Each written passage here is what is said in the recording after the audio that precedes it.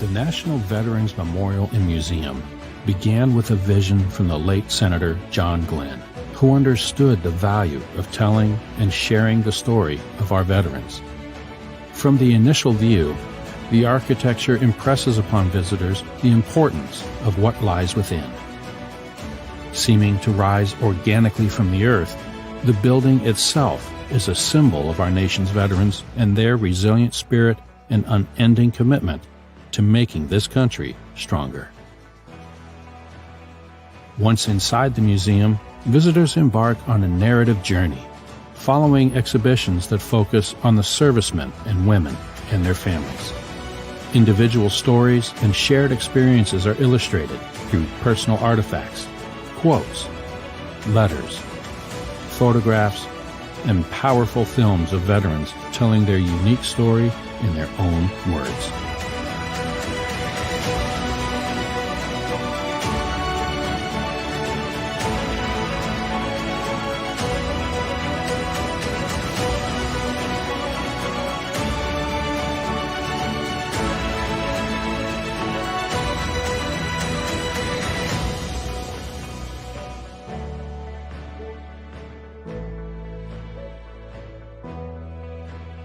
The National Veterans Memorial and Museum. It's more than a museum. It's the new home of the brave. Plan your visit today.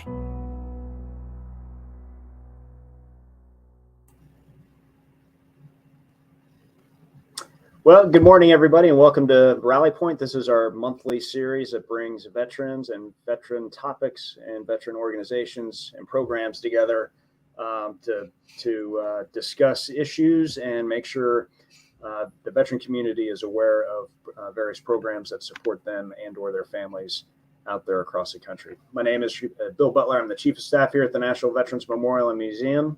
Thank you for joining us.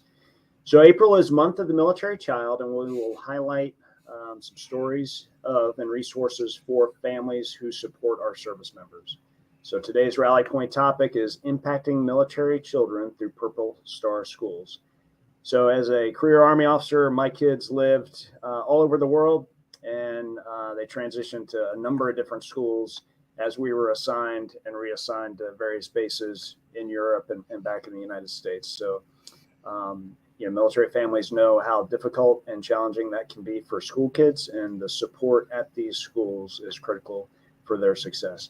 So joining us today is Commissioner Pete LuPiba. He's Ohio's Military Interstate Children's Compact Commission, or MIC3 representative. That just rolls off the tongue.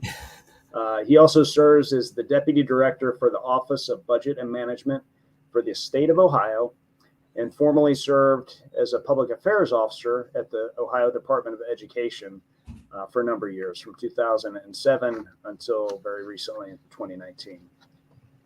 So Pete founded the Purple Star Award for Military Family-Friendly Schools in 2016.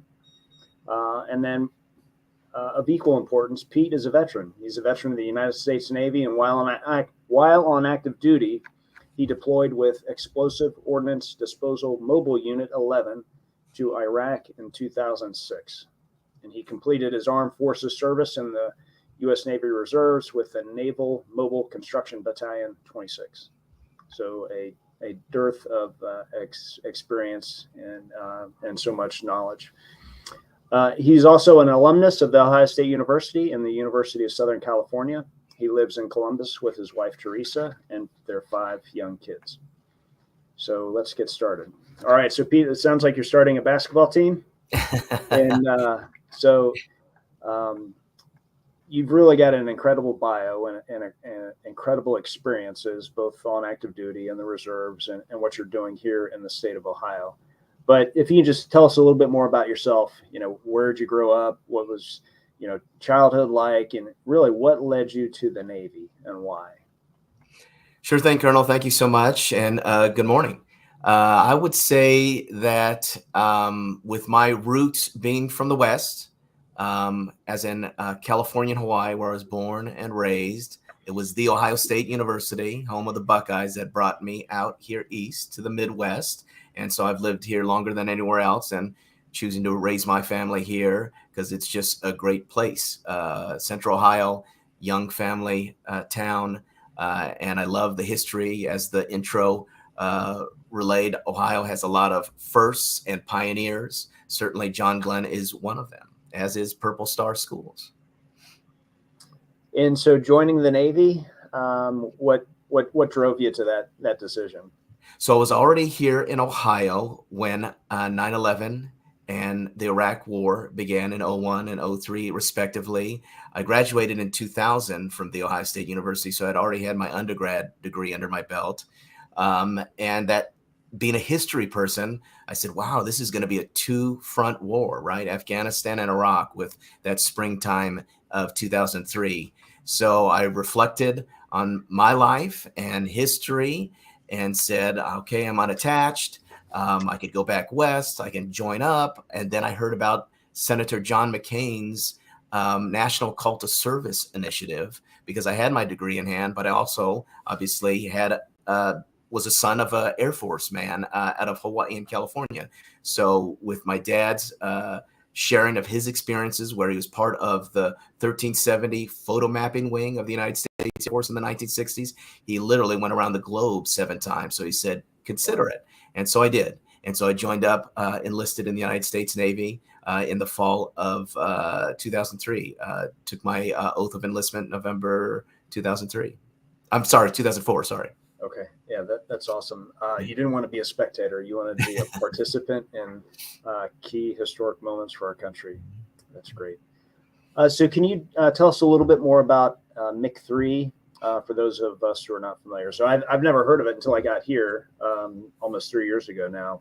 And if you just describe it and what it does for veterans or military families. Sure thing. So pretty much from 2008 to 2014, states across our great nation came together and said, okay, these folks, these active duty service members, are moving, PCSing, permanent change of duty station, on average 6 to 9 times. And guess who's going with them? Their dependents, their children. And therefore they are going from state to state, but therefore school to school. So on average, 6 to 9 times new schools across that K-12 experience.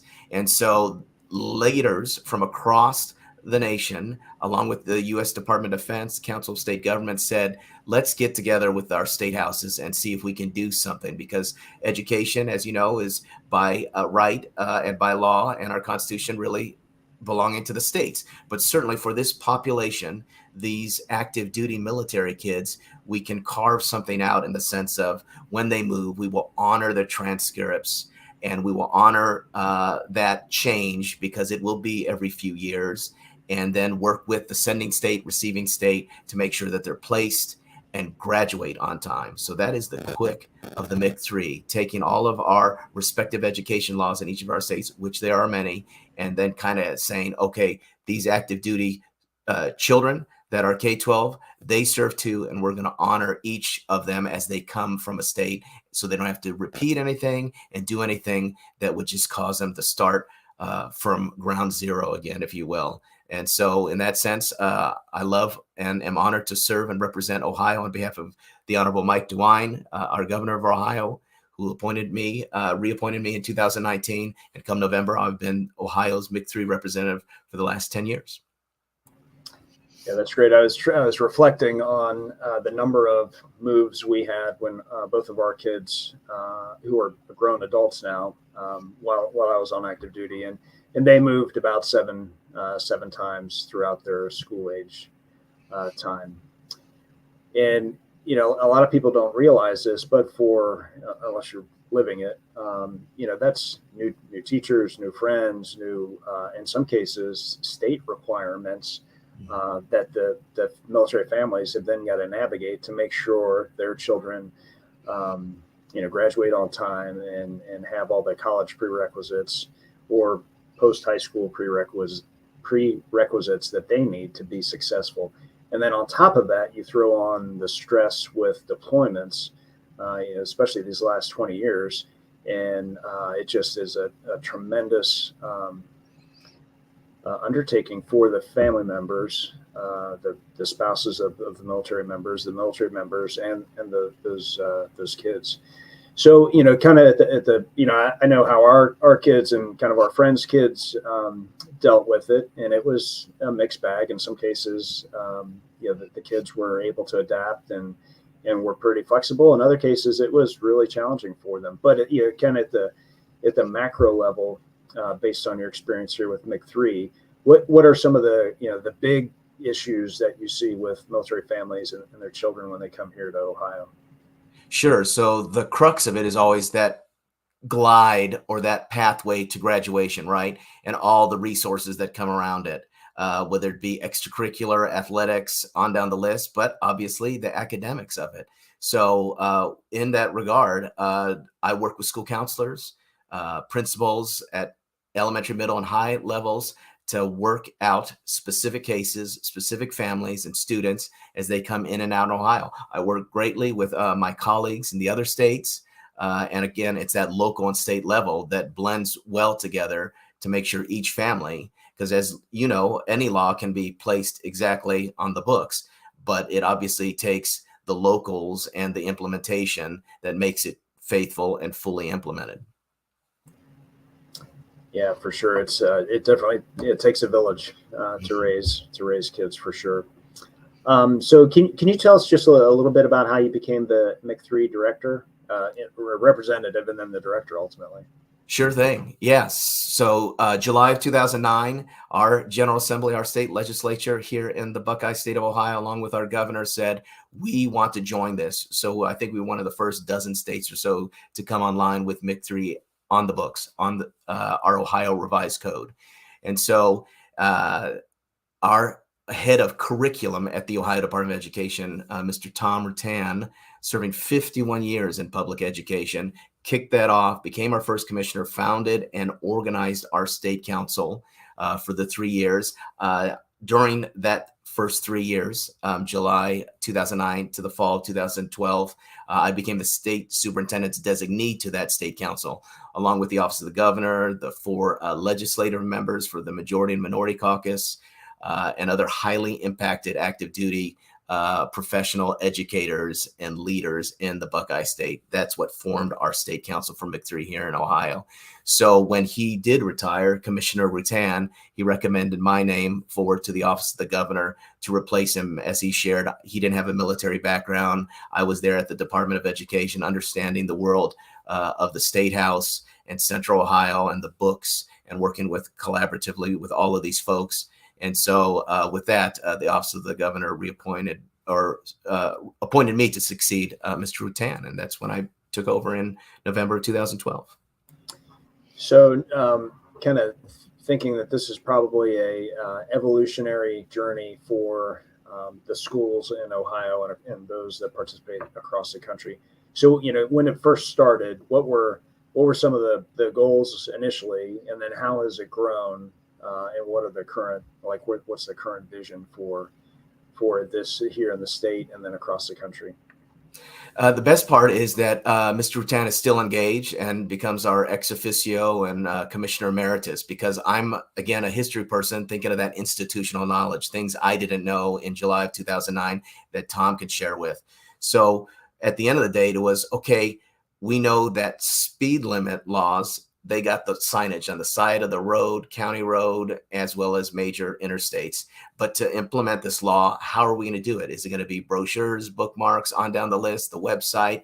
But with that, we said, well, it probably means we need to expand our state council, whether they're ex officios or whatever you want to call those seats. So we put all the professional educator associations on the state council of MIC3, nonprofits, local educators that had experience with the military.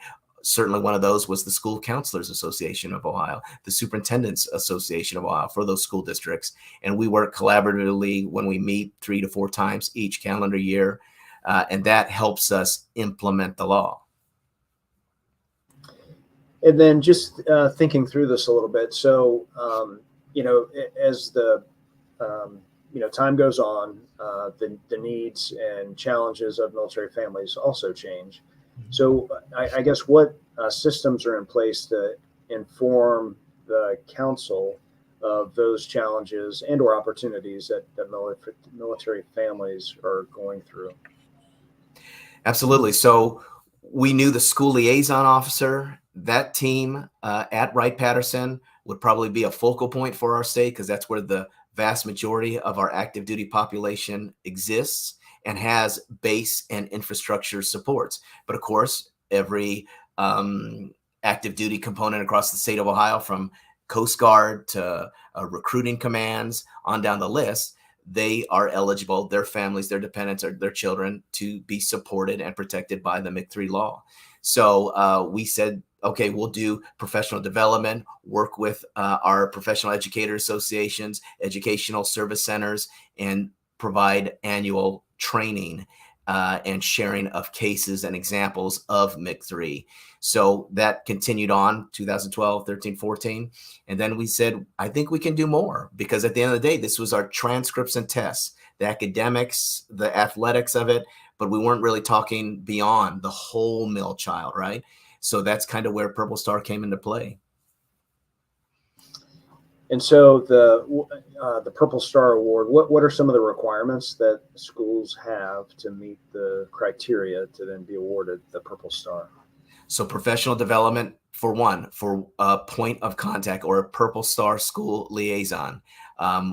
At the end of the day, the website, right? Because soon as you have orders in hand, you don't magically appear on site. You begin that search, that Google, if you will, an adventure of seeing where your next duty station is as an active duty family. So the website component, obviously the professional development, the Purple Star school liaison, working with a local school as well as a district, because Purple Star is a designation for a school, not a district, because students attend schools, but they work with districts to get enrolled and supported. So that was it. We were saying, okay, this is the local and full and faithful implementation of MIC3 through Purple Star, as well as the whole mill child, because each community and base from our active duty years, Colonel, had chapters of nonprofits and supports, right? Buckeye Moms here in the greater Dayton area where Wright-Patterson is, on down the list to American Legion that has Boy State and Girl State in every state. I'm an alum from the Golden State of California, where I went to my Boy State in Sacramento. So all of these folks coming together, collaborating, and supporting the mission, the sacred shared mission of pre-K-12, which is MIC3 and is now Purple Star here in the Buckeye State.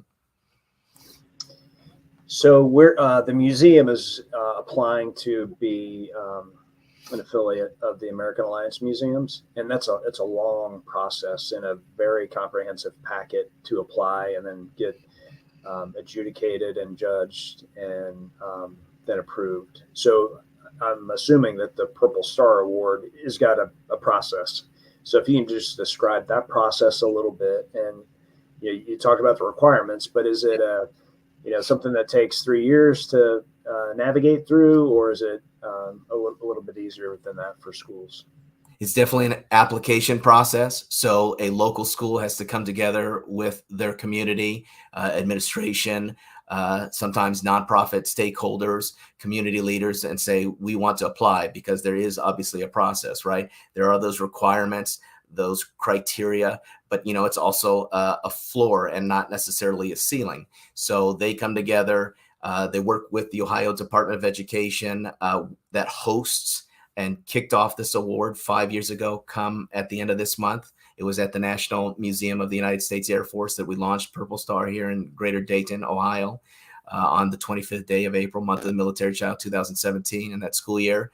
And so that process is locally driven. And what was neat to see as it went on, sir, was that it wasn't higher up driven. It was folks of all full-time staff positions at a local school saying, hey, I'm the granddaughter of a World War II veteran, or I used to serve myself in uniform, or I'm a spouse of a Guard, Reserve, or active duty service member. I myself might have served. So it's great to see the school nurse, the music teacher, the varsity coach that become these Purple Star school liaisons. And really that's the heart of the program, because you can't do it without these adult professional educator leaders in the local schools, in the hallways, in the classrooms, across the field, to support our military kids, our military families here. And then just thinking through, we had we just finished operations in Afghanistan almost a year ago, and for 20 years we had men and women deployed, and primarily active duty, but there's a significant amount of Guard and Army Reserve and Air Force Reserve and Marine Reserve units that were deployed supporting military operations overseas. And it could have been, throughout the globe, or it could have been in Iraq and Afghanistan and other places. So, so then we're talking about a very potential small population of kids, and, maybe, there's only one or two families in a particular school.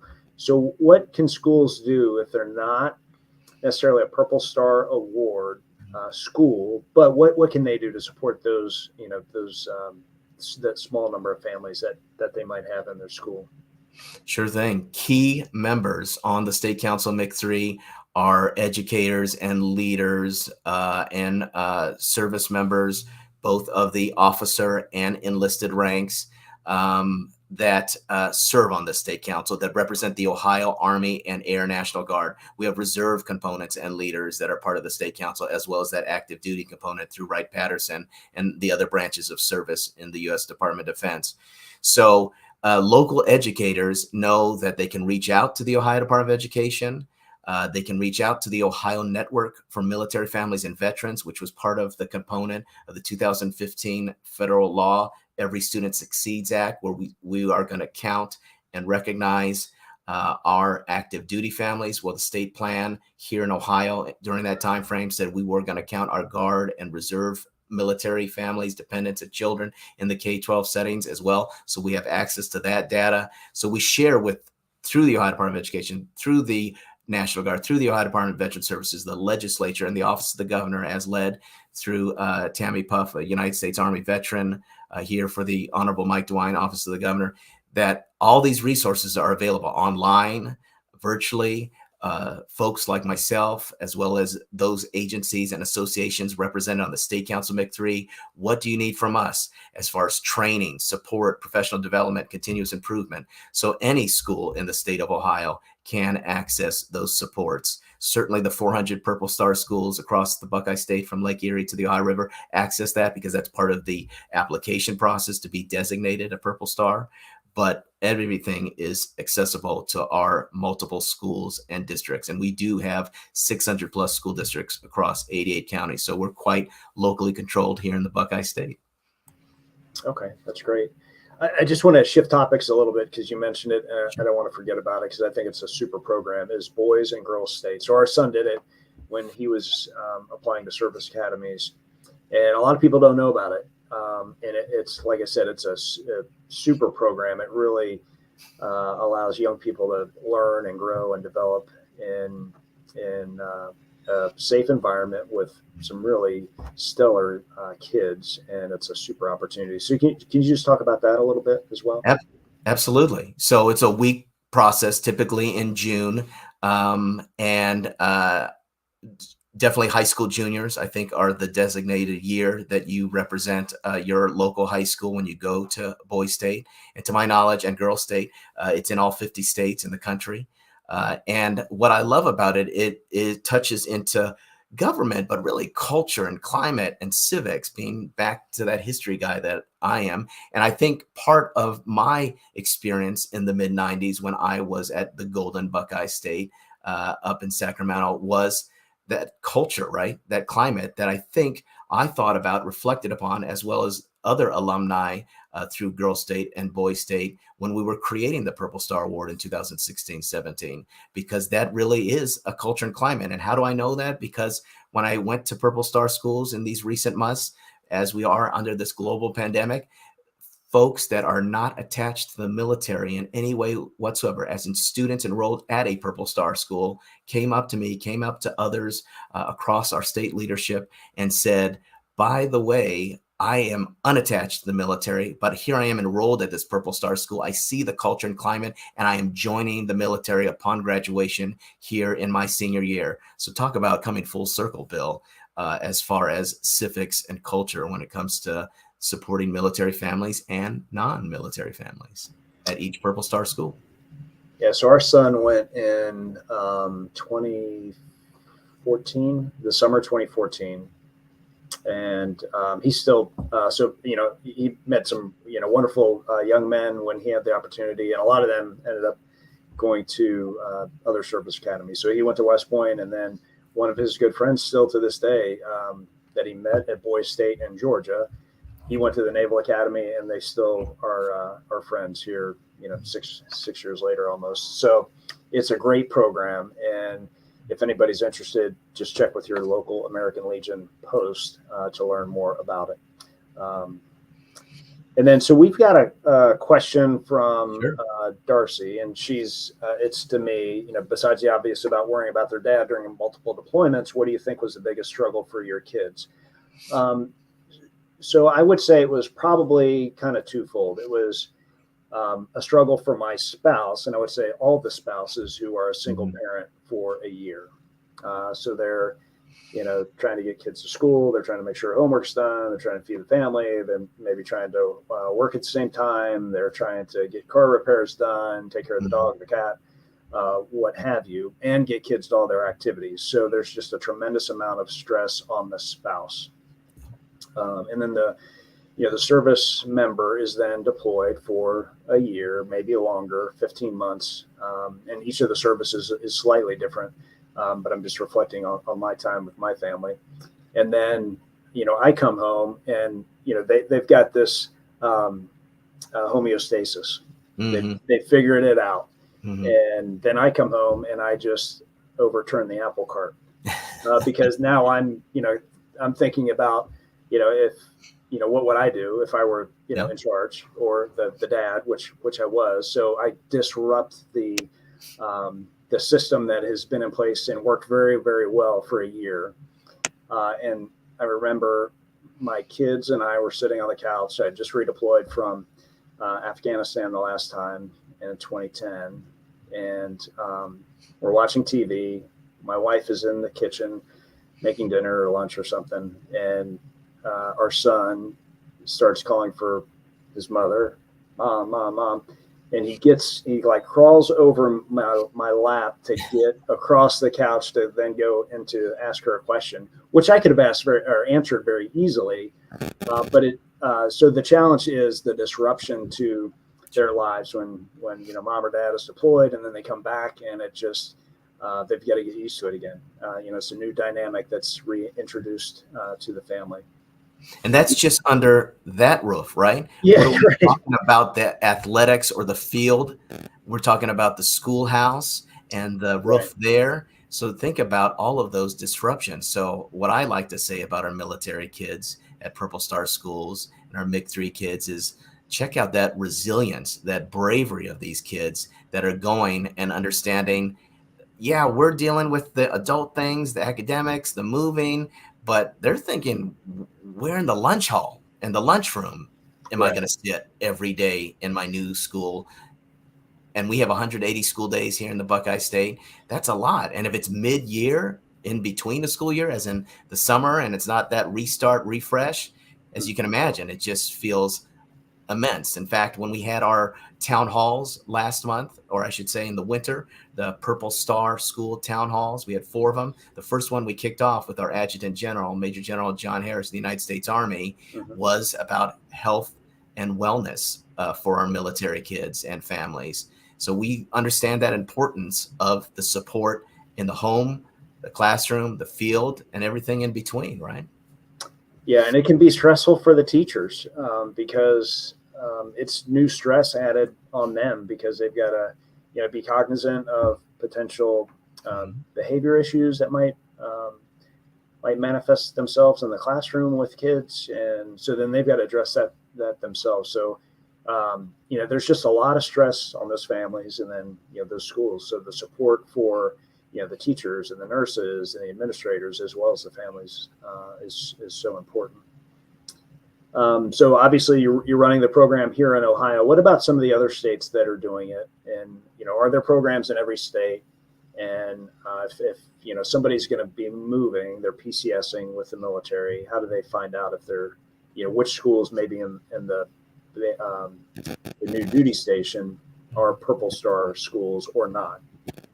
Sure. I think the beauty of the initiative is that it is locally driven, whether it be statewide or at the local Purple Star school. So therefore, the partners come, they know the families, they know the faces, and to see it in this very short period of time, as in the 5th anniversary is at the end of this month for Ohio, which we launched it, and therefore the great states of Virginia and South Carolina were the first to call upon us and say, send us that framework, that rubric, because we want to replicate it here in Virginia and South Carolina. And as you may know, Virginia is the largest Purple Star, I should say, hosting enrolled military kids as an active duty military kid to the tune of 80,000, as I recall. And that is great to see, right?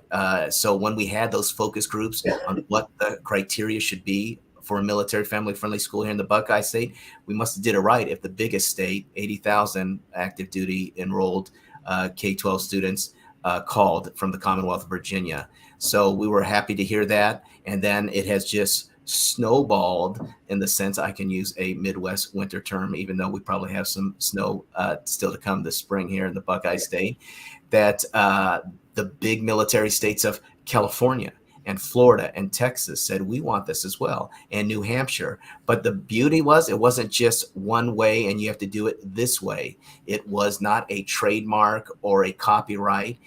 We obviously had that collaboration with the state council leading the way on how it should look. And then, of course, our state agencies led the effort and the partnership with the hosting Ohio Department of Education. But the Kentucky model is about behavioral health, and that supports, but it's still statewide. As we talked about offline before we got on today, Fort Campbell. And then, of course, New Hampshire saw it from the National Guard perspective. So they led the effort there.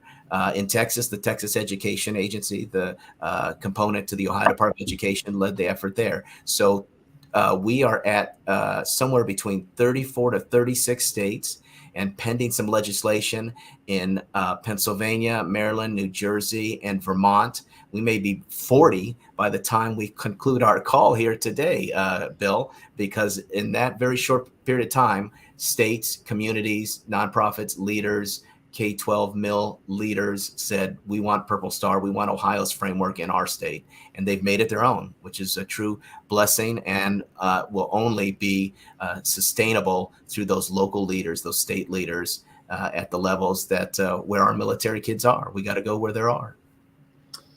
Yeah. So to that point, my family and I lived all over the world, and we lived in Europe for 10 years, off and on, several different assignments. So Germany and Italy. But the Department of Defense education activity exists to provide American school standards to those military families who are stationed overseas. So there are DoDEA schools in Belgium and England and Spain and Italy and Turkey and Korea, Japan, Okinawa. That's probably it. But so if you can just talk about if families are listening and they're getting ready to PCS for an overseas duty assignment, DoDEA, and whether or not they're in the program. Right. So DoDEA is an official national ex officio member of the National Commission of MIC3. They said they saw the laws, they saw the leadership, and it became, again, the interstate compact for military families and military kids at our local schools, because not quite 80% of our active duty military kids are at public schools. So DoDEA signed on through memorandum of understanding and agreement that they would implement MIC3 globally as they go in between PCS, state to state, on down the list from those duty stations. So they are supportive. But I will say that what I think caused and allowed Purple Star to just go across our nation, almost nearly from sea to shining sea in such a short period of time. Remember, we're talking 4 or 5 years since Ohio kicked it off here, was the U.S. Department of Defense saying this is a quality of life issue for our military families, our kids, our service members and spouses. So they recommended it through Military One Source, the Defense State Liaison Office, and saying, please bring Purple Star schools to your state, because it will help our bases, our installations. It will help the mission, because of course, when you are on duty, whether it be stateside or otherwise or downrange, you're thinking about your family as well as the mission. And what the Defense State Liaison Office, the U.S. Department of Defense said, Purple Star schools can help that culture, that climate at an enrolled military connected youth school. So they have been pushing Purple Star schools across the nation. And I think that's why it's happening legislatively. And of course, in those recent states, as I said, to bring us nearly 40 out of our 50 states, Purple Star states. Now so there are some DoDEA schools in the United States, but so like for Kentucky as an example, so they've got DoDEA schools at Fort Knox and Fort Campbell.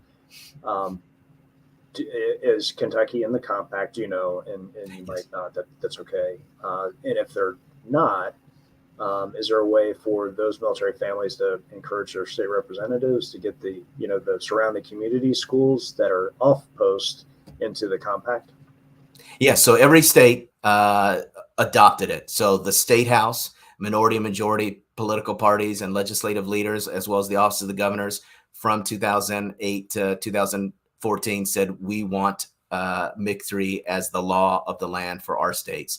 So in that sense, MIC-3 is there on the books, in our case, the Ohio Revised Code. And that's how I work locally and all our partners on the state council to implement that law. And I think that's kind of how Purple Star kicked us off in 2016, 17.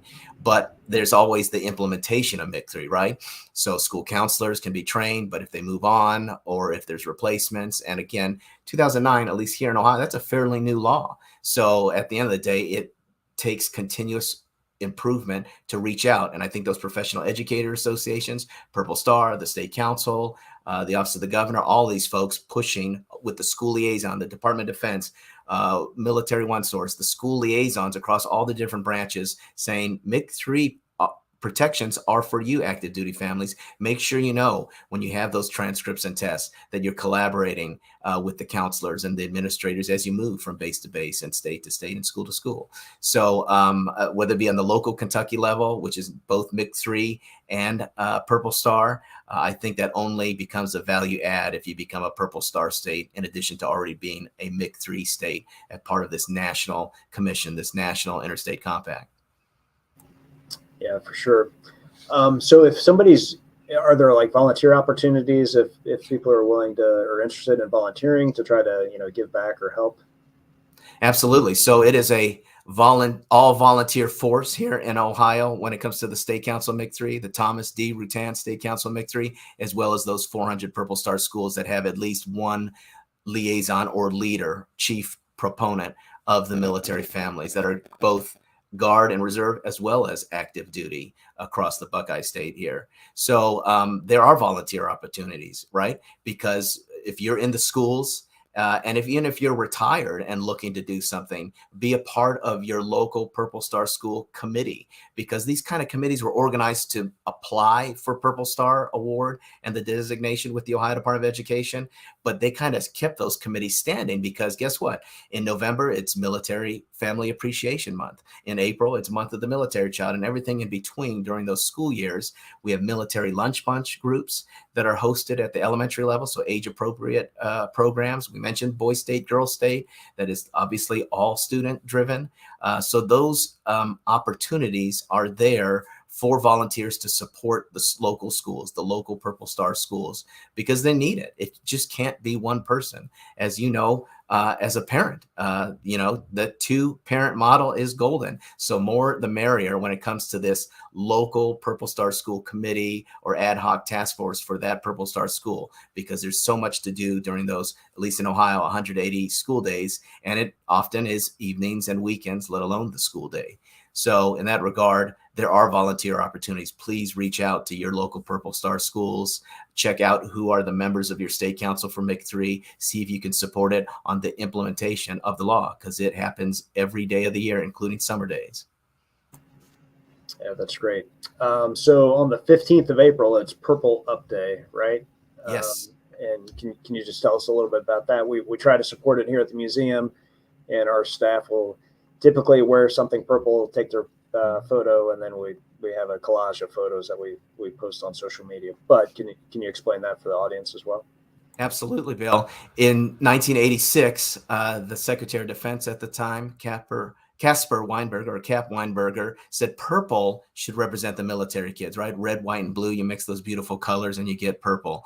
So since then, that has been kind of the national color of our military kids. So we say purple up all year long, or all month long in April, or on a specific day in the month of April. Through the U.S. Department of Defense, they try to recognize April 15th annually as the global Purple Up Day. So we try to adhere to that here in the Buckeye State. Hence why during this month on April the 15th, we will be Purple Up Day across the state, across our Purple Star schools and beyond.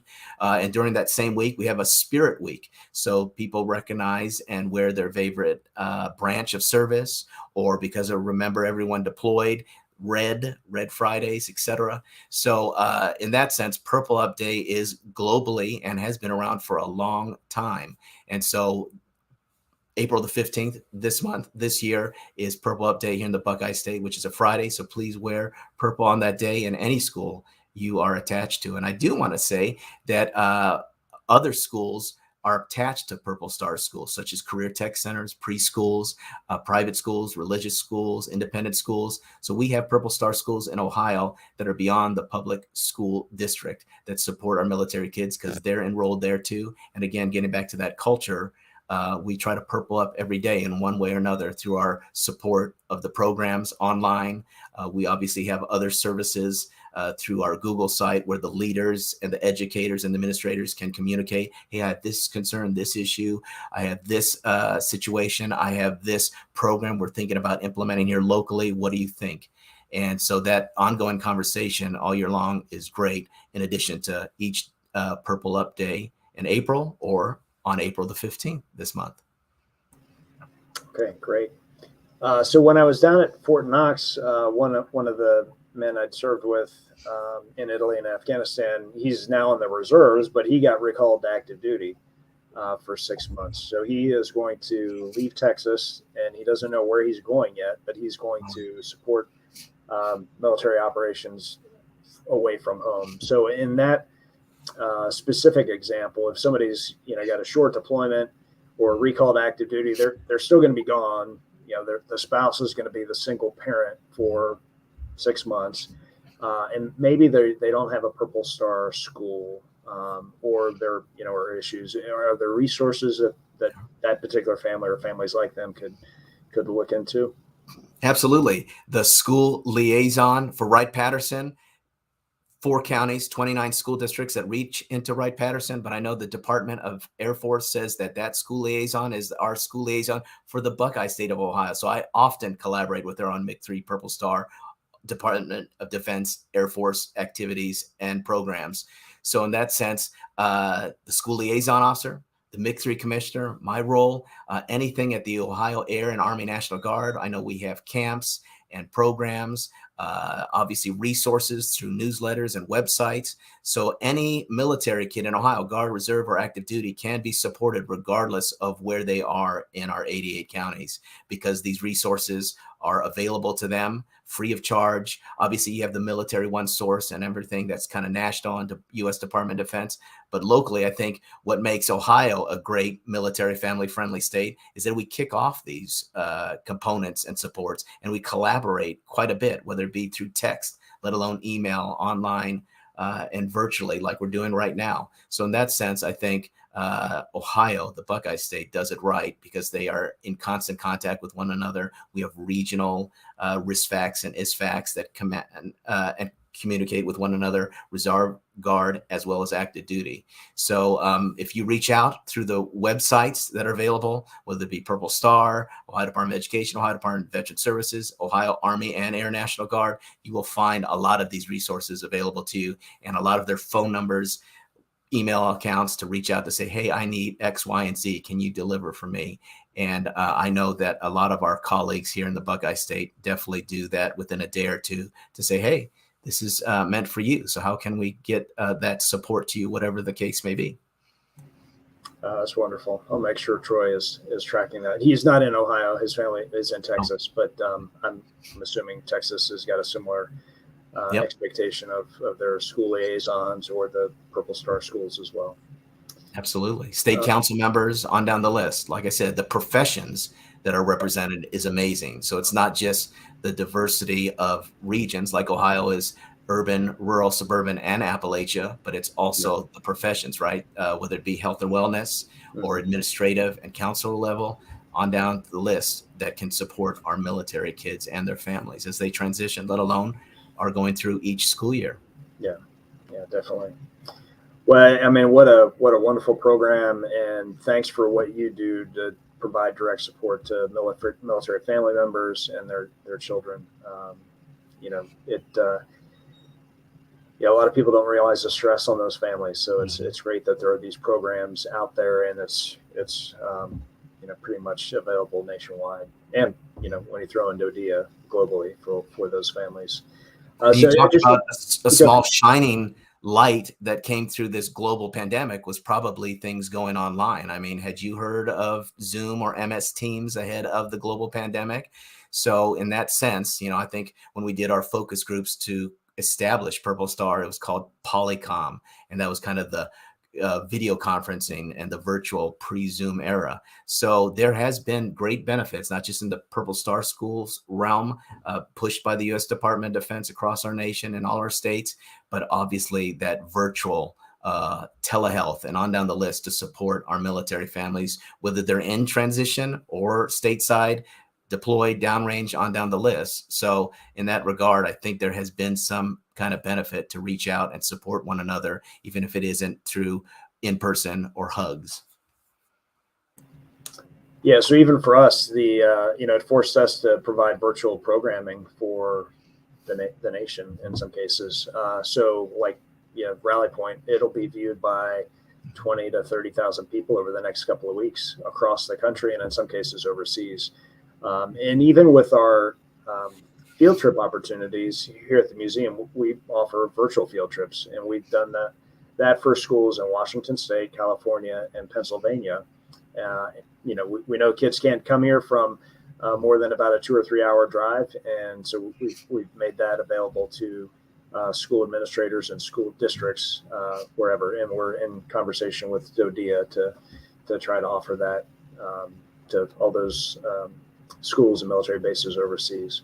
And So the innovation is happening every moment of the day. It was for two sure. leaders, two state representatives, members of the State Council MIC3 that said, what about virtual enrollment when those PCS orders are in hand?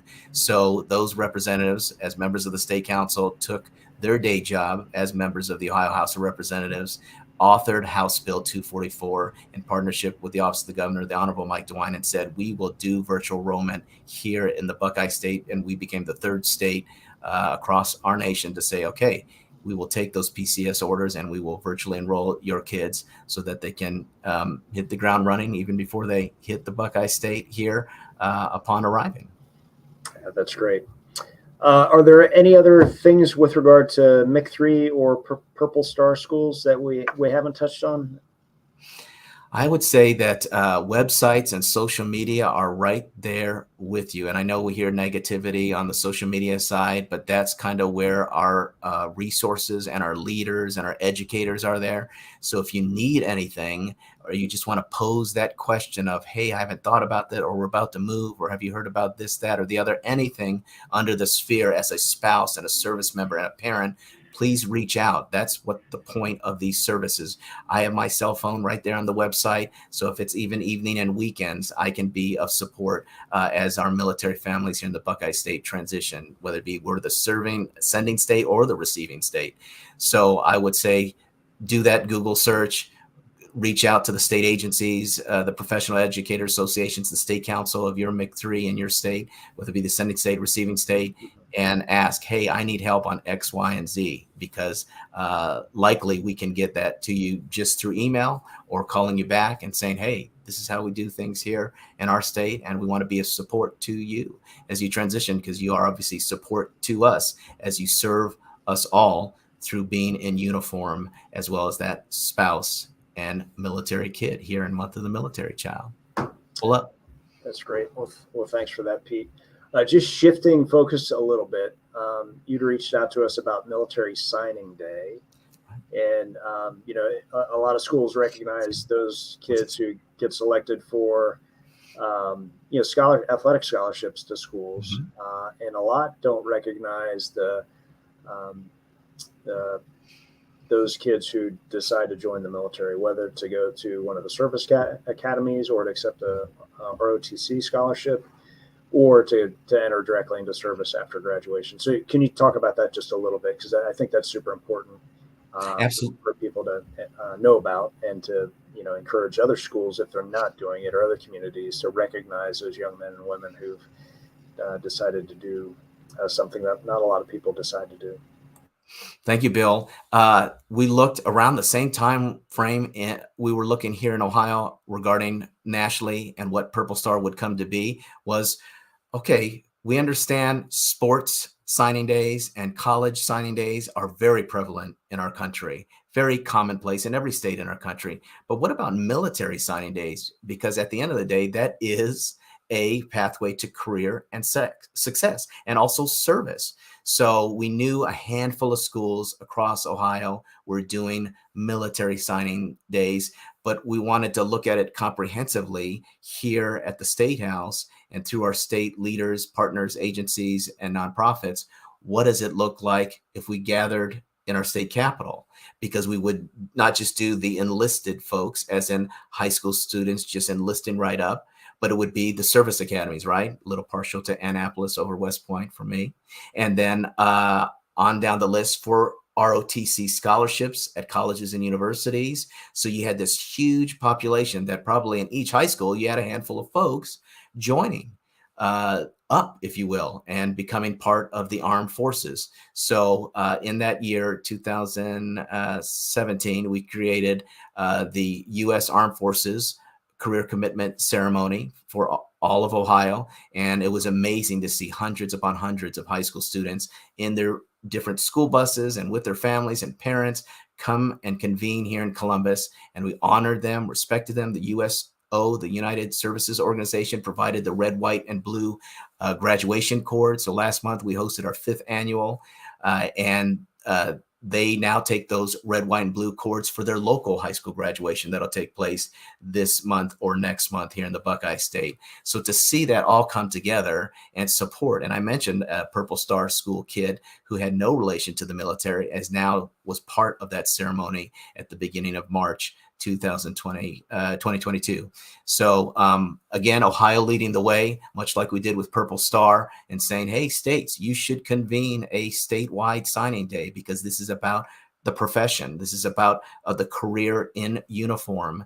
And I think we should honor, respect it, and hopefully it becomes commonplace outside of Ohio as it does inside of Ohio, in honoring those high school students that choose to wear the cloth of our nation and put on that uniform and serve across the globe, and the adventure. And obviously a little partial to some of the Navy folks, but now we have Space Force enlistees. So it's great to see that. In fact, at our ceremony, we had a cadet at The Ohio State University give the charge to the class of 2022 on behalf of all of Ohio and our leadership. So it was very significant at that point to say, hey, we treasure and honor you as sons and daughters of Ohio as you go on and put the uniform on of our nation. Yeah, absolutely. It's so important to recognize those families who decide to do that. So it's great to see Ohio do it. Our son had a ceremony when he left Georgia, graduated, and went to West Point. We're just getting ready to wrap up here, Pete. So, sure. Shifting focus again, if you can, you're a proud Navy veteran, and so if you can just kind of think of one or two nuggets from your service, and how that affected you. Did it change you? Did you learn, grow, develop in ways that you you didn't anticipate? Sure. So when I went to boot camp, they nicknamed me LuPiba, but it was because I was a grandpa age in their mind, because they were 17 and 18 and I was 26 or 27 to that point. So through that boot camp experience on over serving with EOD 11 and NMCB 26 active duty as well as reserve duty, I got to know a lot of folks from different parts of our country because I had only known the West and Central Ohio. So meeting Northeast, Southern folks that are a part of the uniform and that experience in each of those deployments or trainings or schools that I wore the uniform in as both active and reserve was amazing to me. And I think it makes me even a better parent today with 5 kids. At the end of the day, I go and use some of those little nuggets, whether it be why are we not including more folks? And again, when I say that, it's not so much bodies, but it's expertise and experiences and professions, because each of us have it, no matter what age we are. So in that sense, knowing something about everything, everyone does. And that makes each of us special, especially if we are wearing the uniform of our nation.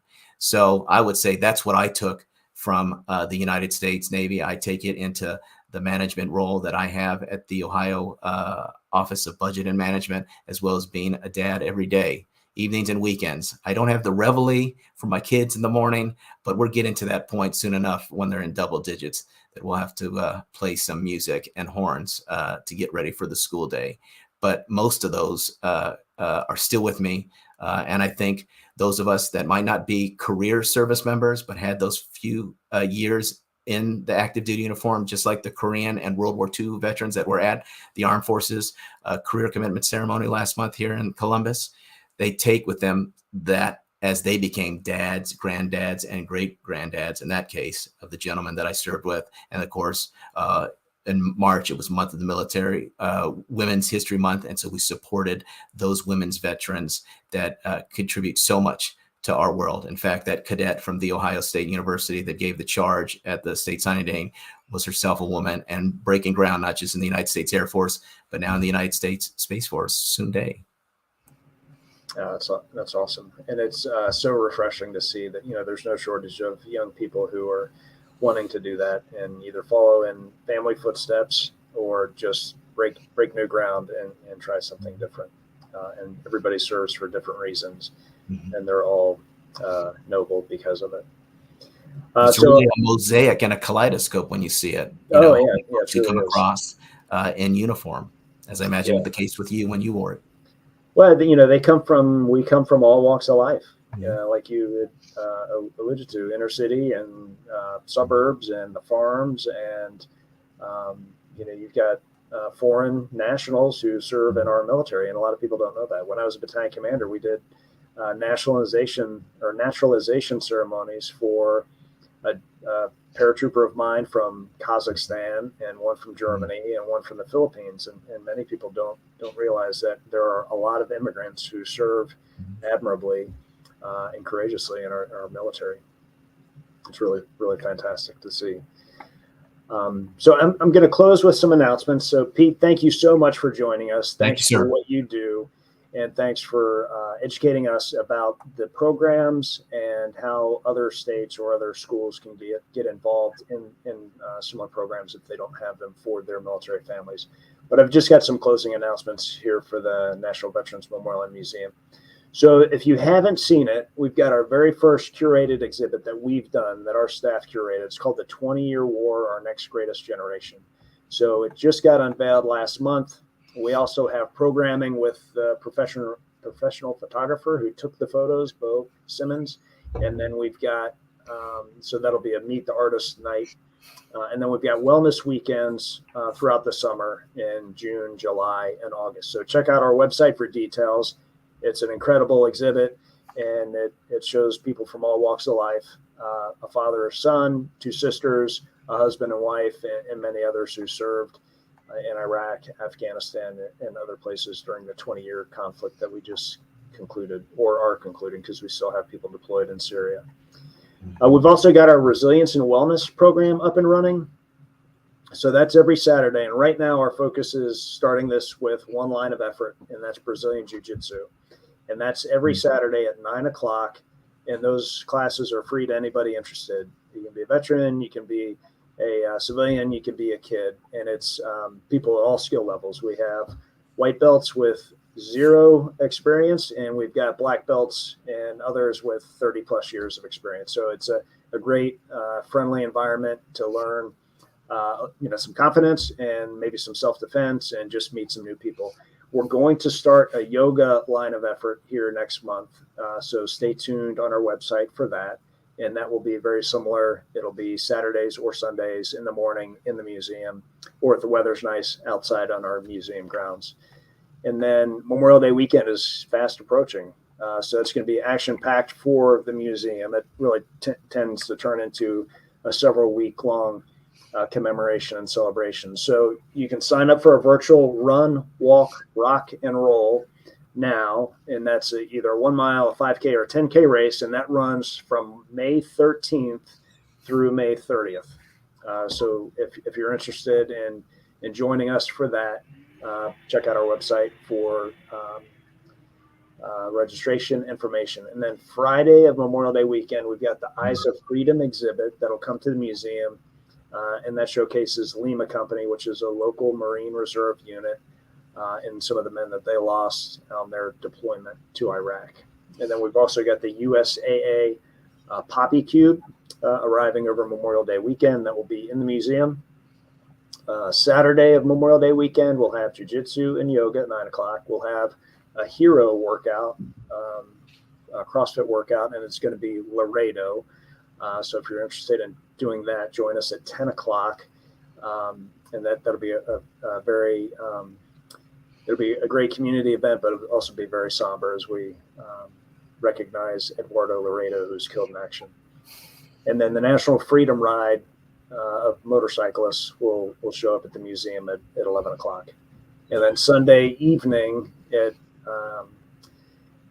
1900, 7 o'clock, and 2000, 8 o'clock respectively, we'll do the Gold Star Family Candlelight Vigil, which will include a groundbreaking ceremony for the Gold Star Family Monument that we're going to place in a memorial grove here at the museum.